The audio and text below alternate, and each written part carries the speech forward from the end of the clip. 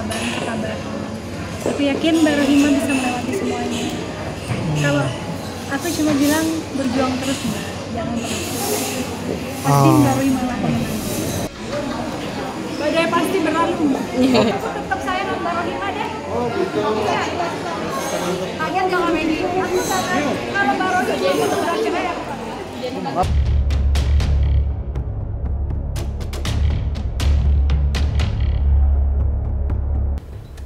Belah sini Bu.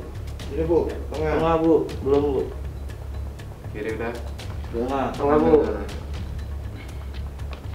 Itu udah masuk ya Bu? Sudah masuk. Tinggal nunggu panggilan aja. Bagaimana nanti keputusan Bang Kiwil, ya mungkin nanti keputusannya nanti. Karena kan masih ada proses-proses lagi.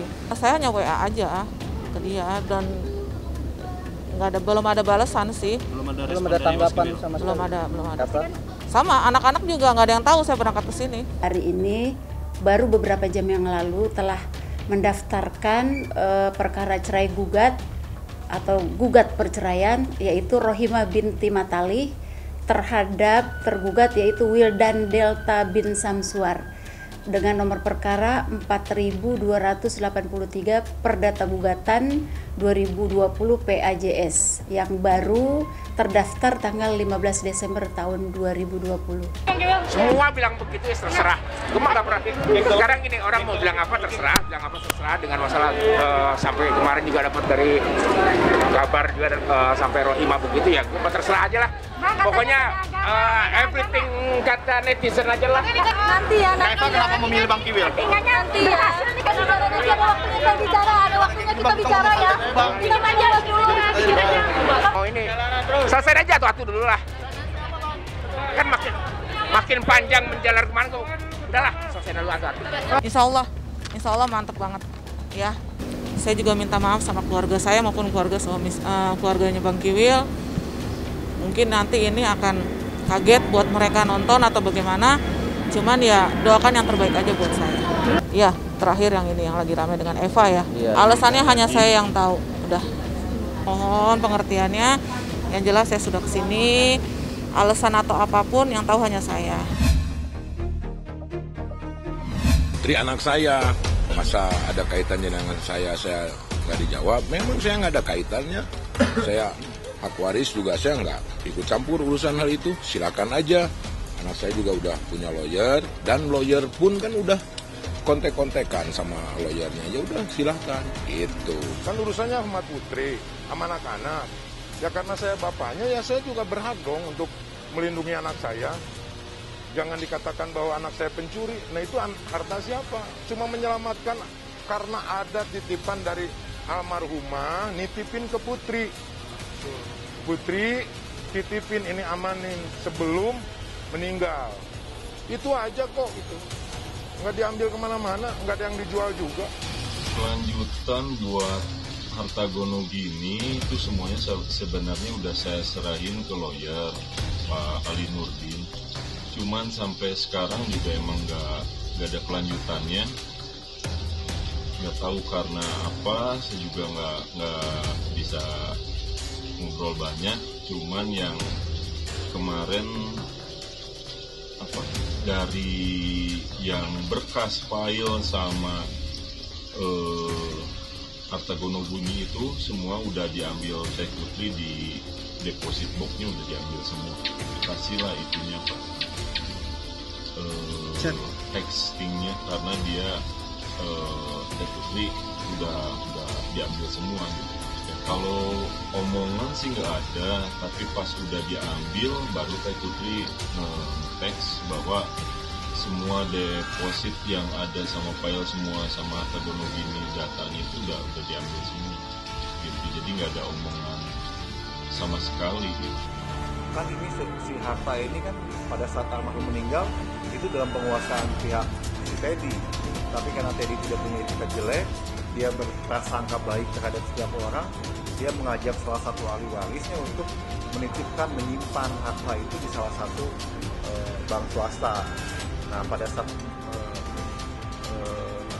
menitipkan itu datangnya berdua dan di perjanjiannya memang yang mengambil itu boleh dua-duanya, tapi pada kenyataannya salah satu pihak yang mengambil tanpa pemberitahuan dulu ke pihak yang sama. Ada lawyer, nanti akan ada pertemuan. Jadi jangan apa ya, mempunyai asumsi yang tidak bagus lah. Masa anak saya mau nyolong harta, toh itu juga harta siapa kan gitu. Tapi sempat katanya pengen sama lawyer aja nantilah ya. Ya kan Putri sama Iki kan sibuk. Di bawah semua saya juga udah selain ke lawyer, mungkin nanti biar lawyer lah yang ngurus, karena saya udah dibilangnya emang fokus terusin si Dede aja kemarin. Jadi emang kalau nantinya takut rame lagi masalah harta gono gini, yang jelas sekarang harta gono gini itu udah ada di Teh Putri gitu semuanya. Jadi kalau emang ada utang piutang atau masalah apa yang berhubungan dengan almarhum istri saya, mungkin bisa nanyain langsung ke Teh Putri.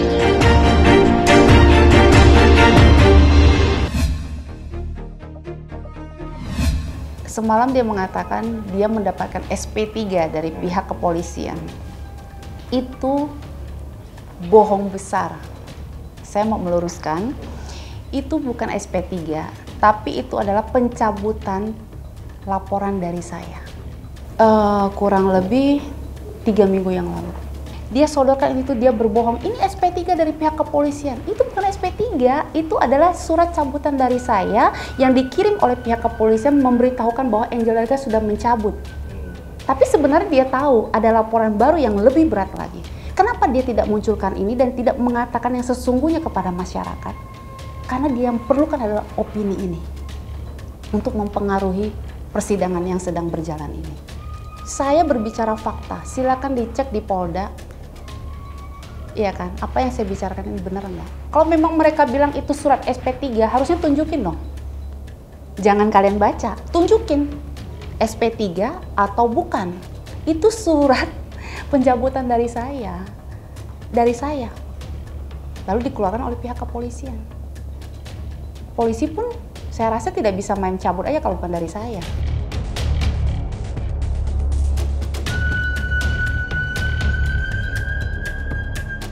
Ya kan, maksudnya teman-teman waktu lagi preskon lihat kan apa suratnya? Ya apa suratnya? Hah? Itu maksudnya itu memang produk. Masa kita bikin sendiri gitu loh. Memang itu ya dari kepolisian selaku institusi penyidik atau apapun, cuma suratnya disampaikan ke rumah gitu loh. Terus akhirnya saya ya komunikasi sama kuasa hukum karena kan mereka yang berjuang atau mereka yang gelar perkara atau apa gitu, dan jadi itu statusnya memang udah SP3 gitu. Nggak tahu sih. Pokoknya aku dapetnya SP3 dan di keterangan di situ nggak ada cabutan laporan. Keterangannya di situ memang tidak memenuhi unsur pidana, berarti beda dong. Kalau cabut laporan ya dicabut laporannya gitu loh. Kalau di SP3 ya berarti hasil dari perkaranya digelar gitu melalui saksi ahli atau apapun. Setahu aku begitu gitu loh rangkaiannya. Kalau misalkan cabut laporan ya cabut laporan personalnya gitu loh. Aku nggak tahu, tapi kalau SP3 itu rangkaian proses kenapa surat ini bisa hadir bukan karena cabut laporan, karena ada proses gelar perkara, ya mungkin pertimbangan penyidikan dan lain-lain sih. Kenapa saya mencabut itu? Karena saya dan tim kuasa hukum menemukan ada unsur yang lebih berat. Kenapa kita ngomong seperti itu? Karena pada saat berdasarkan saksi dan alat bukti yang lain dan juga rekaman semuanya, pasal ini ada yang lebih jelek lagi, ada yang lebih berat lagi buat mereka. Lalu saya cabut laporan kemarin, itu prosedurnya harus cabut dulu. Di hari itu juga saya melaporkan kembali dengan pasal yang sudah ditemukan yang lebih berat ini. Tentunya saya mau masukin pasal yang lebih berat ini supaya ada efek jera buat mereka semua yang masuk ke dalam rumah saya.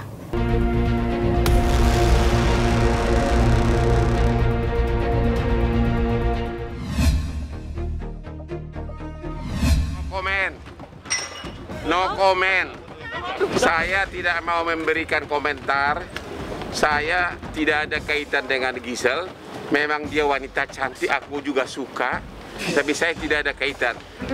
Bagi orang-orang yang komentar fitnah saya tidak mau jawab karena saya anggap nih kecil. Saingan saya itu adalah pengacara-pengacara kakap. Kalau cuma ocehan-ocehan, inang-inang di luaran sana, nggak gua tanggapin, ya. Saya sibuk dengan perkara-perkara besar. Pak, terkait statementnya Hotman Paris Pak yang mengatakan HP Gisel hilang 3 tahun lalu, apakah Nanti saya tanyakan lagi penyidik ya, perkembangannya ya.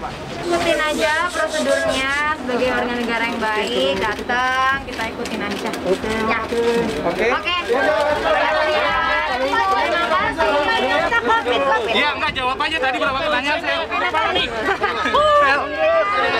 Berapa pertanyaan Kak Gisel? Gimana Kak Gisel ada di dalam Kak Gisel? Kita kan belum tahu siapa cewek di video tersebut. Dugaan sementara kan masih mirip, ya mirip artis terkenal. Ya kita nggak tahu. Orang yang berada dalam video tersebut bukan kamu, bener ya Nan? Pokoknya aku ini sih kayak nggak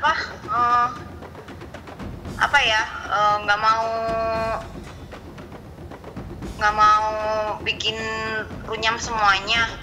Kalau kayak gitu yang mukanya kayak aku juga banyak kan gitu, jadi ya nggak mau yang itulah, udah pernah lah, udah lewat gitu. Maksudnya yang begini udah jadi ya udahlah, ya sama lah gitu.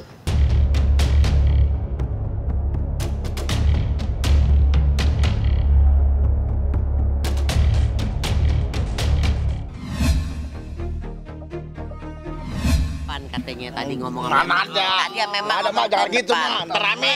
Tadi ngomong sama Mama. Enggak. Gimana? Pribadi, enggak ada kamera. Saya bilang tahun depan. Iya, insya Allah kita nggak tahu. Sama siapa lagi? Sama siapa lagi? Kalau bukan sama Lesti. Siapa yang menikah? Dede. Hah? Dede. Tahun depan itu 2021 ya? Ya kalau nggak tahun depannya lagi, kalau nggak tahun depannya lagi, tahun depannya lagi. Oke, kalau nggak Sabtu Minggu. Dede makasih ya, punten banget. Ya, dan mungkin lebih ke Dede dulu.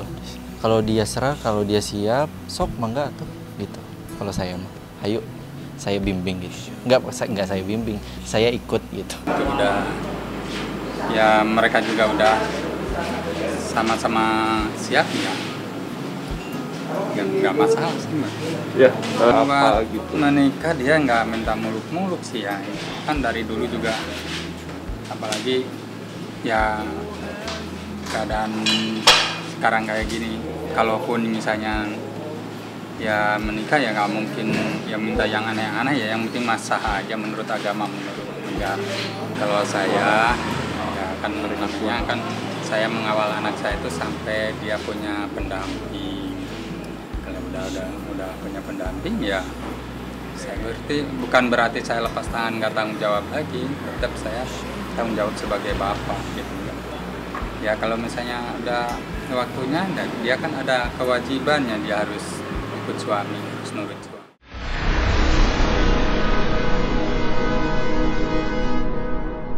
Jadi jangan lupa untuk subscribe Cumi Cumi, ditekan ya tombol lonceng merahnya.